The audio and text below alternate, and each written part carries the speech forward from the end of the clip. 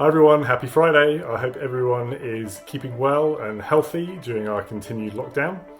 My name is Tim. I'm on the youth team here at Christchurch. I still consider myself quite new to the team, so for those of you who don't know me too well, I wanted to start off by giving you 3 things that you need to know about me. Number 1 is that I am ridiculously tall, as in hit my head on the lights kind of tall. Number 2 is that I'm a self-confessed geek. I work with computers, I build websites for a living, I love anything Marvel related, and I also really love my tech. Hey Google, turn the lights blue. And number 3 is I love my food, especially sweet things. I once had 6 Krispy Kreme donuts all in one go, and when I was a student I was known for putting ice cream sauce onto biscuits. Nothing's too sweet for me. So now you know a little more about me. During this lockdown, a lot of people have been using the opportunity to learn something new, or maybe pick up something that they haven't done for a while and relearn it again. I used to do a few magic tricks, mostly with cards, and I've used this opportunity to pick that up again and have another try. So I thought I would do a magic trick, a card trick, for you today. It's not the most impressive one I can do, but it's slightly limiting on what you can do over a video without a willing participant. So I thought I would show you one of the tricks that I've learned. So this card trick is all about families. The hearts, the clubs, the diamonds and the spades. And now they all decide to break the lockdown rules and go out on the town for a big night out. So they all get together and they all start off by going to a restaurant. They will have a lovely meal, but then they decide that's not quite enough, so they head off to the pub. And they go to the pub, have a few drinks, have lots of fun, laugh together, all the things that we wish we could go out and do. And then finally they go find a club to finish the night off, celebrating being out and about on town. But as a result, they all get a little bit mixed up, and at the end of the night they're all trying to get home, and they all kind of stumble off into different taxis. So they find 4 different taxis and everybody gets into a taxi, and then when they arrive home they discover all the kings are together, all the queens are together, all the jacks are together, and all the aces are together. So now I wanted to share a little bit with you about one of my favourite characters in the Bible. That's Joseph from the Old Testament. So Joseph was from one of the most famous families in the Bible.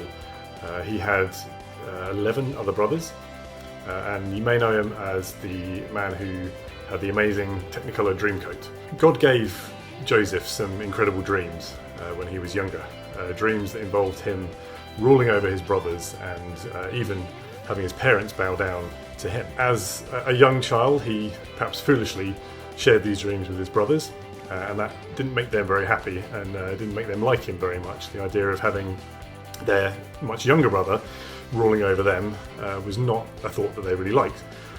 So it drove a wedge between Joseph and his brothers, and one day his brothers decided they would attack him and they threw him into a well, which I think even the worst prank that we could pull on any of our siblings is nothing compared to that. And while he was down in this well, they discussed together whether they should kill him, and in the end one of his older brothers managed to get them away from that idea, and they instead came up with the idea of selling him as a slave. So when some slave traders came by, they decided to sell their brother, and they took the money and shared it between them, and Joseph was sent off to Egypt. Now, you would think that at this point he may begin to give up on his dreams, because it seemed like he was a million miles away from them ever happening. If it were me, I always thought I would have probably tried to escape and go back to my family, but not Joseph. Joseph decided to do what he was taught to do and work hard and trust God.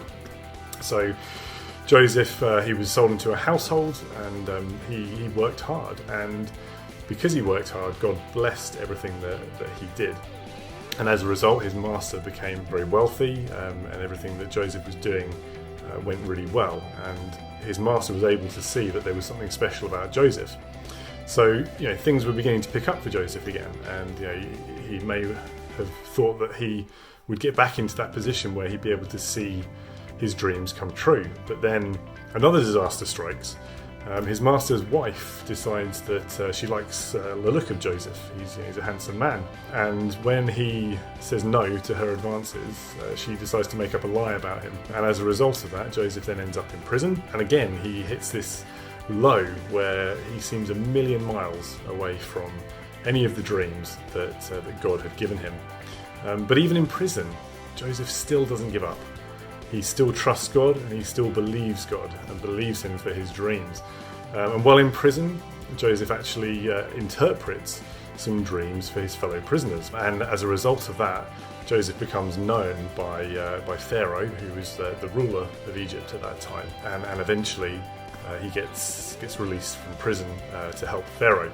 And while he's helping Pharaoh, one of the things he's helping Pharaoh with is to interpret his dreams. And Pharaoh's dreams of a time when there's going to be a huge famine in the land. And Joseph is actually put in charge of making sure Egypt has enough supplies to last during this famine. And the famine that hits is huge, and many countries all around Egypt are affected, and this includes the country where his family live. So his family journey to Egypt to buy food, because Egypt have prepared well and they have food because of Joseph. But so many years have passed that his brothers don't recognise him, and so they bow down before this man, and without realising that it's Joseph. And a few things happen, and he plays a few little tricks on his brothers because they don't know who he is. But to cut a long story short, Joseph welcomes his brothers back, and he actually forgives his brothers, and he's eventually seen his dreams that God gave him come true in spite of all that his brothers did that may have stopped it. So what can we learn from Joseph and his story, his experiences? Well, I think number one, he trusted and believed in God. God gave Joseph these dreams from a young age, and straight away Joseph believed God. He went out and he told his brothers, he told his dad all about these dreams that God had given him. So he believed that God had given them these dreams, and he believed that they were going to happen because God had told him. This just shows you the level of trust that Joseph had in God. And I really think at this current time, we're all facing difficulties. Everybody's situation is different, but I think the one thing that is true for everyone is that there are challenges to be faced. And if we can trust God through these challenges, God promises us in the Bible that he'll never leave us and he'll never forsake us. He will be there with us through the difficult times. We need to learn to rely on God and to trust God and believe that God is with us no matter what struggles we're going through right now. In number two, Joseph never gave up on his dreams, even when he hit rock bottom. And in fact, you look at Joseph's story, and he hit rock bottom more than once. He was sold into slavery, he was thrown into prison. Years and years went past where things were just looking like they were going from bad to worse for him. But he never gave up. He never once abandoned God. He never once tried to run away from anything. He continued to work hard and never give up. And again, this is something that we could really do with hearing at this time. We are going through challenges, and we don't know how long this is going to go on for. We don't know how long these restrictions are going to be in place. We don't know how long we're going to be apart from our friends and from our family. But we need to continue trusting in God at this time, and not give up, and not give up hope, but just continue to trust God no matter what. And number three is Joseph showed love and forgiveness to his brothers. They did terrible things to him, and I'm sure we would all think he'd be justified to have thrown them in prison when they came to him asking for food. But instead he does the complete opposite. He shows them love, he shows them forgiveness, and in fact he invites them to come and live with him. I really think this is something that we can all learn from.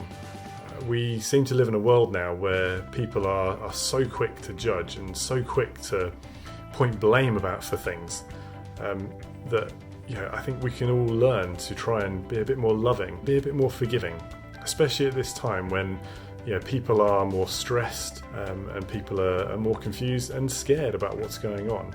But I think this is a great opportunity to show love and forgiveness, just as Joseph did to his brothers.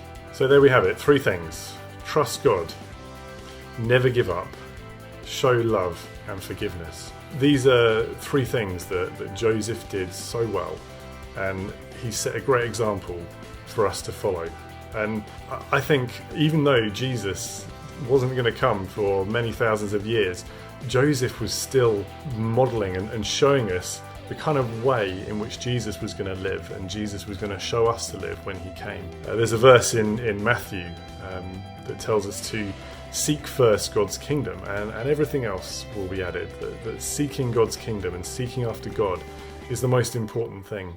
And although that verse was written thousands of years after Joseph really modelled that verse for us. He was always seeking God. He was always looking to put God first. Even when he was in a terrible situation, even when his life looked like it was going nowhere, he still put God first in everything. He trusted God. So my challenge to you this week is, what can you do to try and draw a little bit closer to God? It may be reading your Bible a bit. It may be praying to God. It may be watching the Christchurch service on YouTube on Sunday. But something which will help you draw a little bit closer to God and seek him a bit further. And one other challenge as well, just to give us all hope and make sure that we're not giving up. Chat with a friend and make a plan to do something together with them, something fun that you'll both enjoy for when this lockdown is over. So you've got something to look forward to once this is all over. Thank you for listening, and I hope that you have a great week. I hope and pray that you are all keeping well and you all keep healthy, and we'll see you again soon. Take care. Bye.